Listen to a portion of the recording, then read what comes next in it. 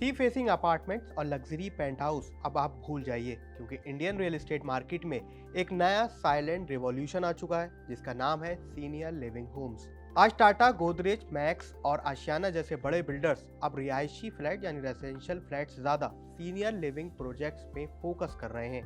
ये ऐसे घर हैं जो किसी 5 स्टार होटल से कम नहीं है। यहाँ आपको मिलेंगी इमरजेंसी फैसिलिटीज और वेलनेस लिविंग स्पेसेस जैसे फीचर्स, जो कि अब यंग बायर्स को भी बेहद अट्रैक्ट कर रहे हैं। दिल्ली एनसीआर की सबसे बड़ी रियल एस्टेट कंपनी डीएलएफ भी सीनियर लिविंग प्रोजेक्ट्स में 2000 करोड़ रुपए का निवेश करने जा रही है।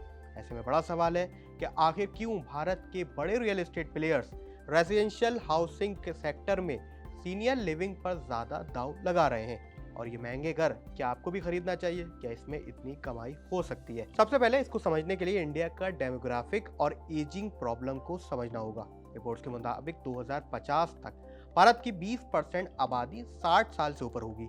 सीनियर लिविंग में दूसरी जरूरतों के साथ ही घरों की जरूरत भी आगे जाके बहुत बढ़ने वाली है। लेकिन हैरानी की बात है कि इतनी बड़ी आबादी के लिए आज भी भारत में ऑर्गेनाइज सीनियर हाउसिंग की सप्लाई 1% से भी कम है। यानी वो स्पेशल घर जो सीनियर हाउसिंग के लिए यानी सीनियर सिटीजन्स के लिए बनाए जाते हैं, उनकी सप्लाई अभी भी कम है। ऐसे में बिल्डर्स इस सप्लाई और डिमांड के खेल में एक बहुत बड़ा मौका यानी ब्लू ओशन अपॉर्चुनिटी देख पा रहे हैं। लेकिन सबसे बड़ा सवाल ये भी है कि एक नॉर्मल फ्लैट और सीनियर लिविंग प्रोजेक्ट में आखिर क्या क्या फर्क होते हैं जिसके लिए लोग इतना पैसा भी खर्च कर रहे हैं। इन प्रोजेक्ट्स में सबसे इंपॉर्टेंट 3 बड़े यूएसपी शामिल होते हैं। स्पेशलाइज्ड डिजाइन, यहाँ पर घरों को anti skid tiles, grab bars और व्हील चेयर फ्रेंडली दरवाजे दिए जाते हैं। यहाँ पर इमरजेंसी के लिए हर कमरे में एक पैनिक बटन भी लगे होते हैं। इसके साथ ही इंटीग्रेटेड हेल्थ केयर का एक पूरा सिस्टम बनाया जाता है। इंटीग्रेटेड हेल्थ केयर का मतलब है कि यहाँ पर सिर्फ गार्ड्स नहीं होंगे, बल्कि 24/7 नर्स, डॉक्टर ऑन कॉल और एम्बुलेंस की फैसिलिटी भी इन कैंपसेस के अंदर यानी सीनियर सिटीजन के इन कैंपसेस के अंदर दी जाती है।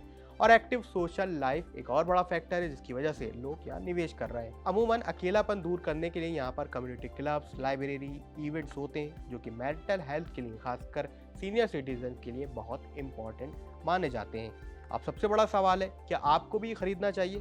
क्योंकि senior citizen living real estate एक महंगा निवेश है जो कि साधारण फ्लैट्स की कीमतों में यानी लोकेशन और अगर दूसरी चीज़ें भी फैसिलिटी सेम है उसके बावजूद भी आपको इन प्रोजेक्ट पर 20 से 30% ज़्यादा पैसा चुकाना पड़ सकता है। यानी कि 1 करोड़ के फ्लैट की जगह अगर आप सीनियर लिविंग प्रोजेक्ट में निवेश करने वाले हैं तो यहाँ आपका निवेश 1 करोड़ 30 लाख तक जा पहुँच सकता है। मार्केट का ट्रेंड देखें तो एक नॉर्मल फ्लैट में 2 से 3% का रेंट मिलता है, लेकिन सीनियर लिविंग में ये रेंट आपको 5 से 7% तक मिल सकता है। यानी यार बड़ी कमाई होगी। इसका कारण ये भी है कि यहाँ पर सिर्फ घर नहीं है बल्कि आप लाइफ स्टाइल और केयर भी रेंट पर दे रहे हैं। इसके साथ ही स्टेबल टेनेंट भी रहते हैं, क्योंकि यहाँ पर रहने वाले ज़्यादातर लोग सीनियर्स हैं जिनको बार बार शिफ्ट करना नहीं पड़ता है। वो लंबे समय तक एक ही जगह पर रह सकते हैं, जिससे आपका वैकेंसी लॉस यानी जितने समय के लिए आपका घर खाली रहे वो भी नहीं होता है।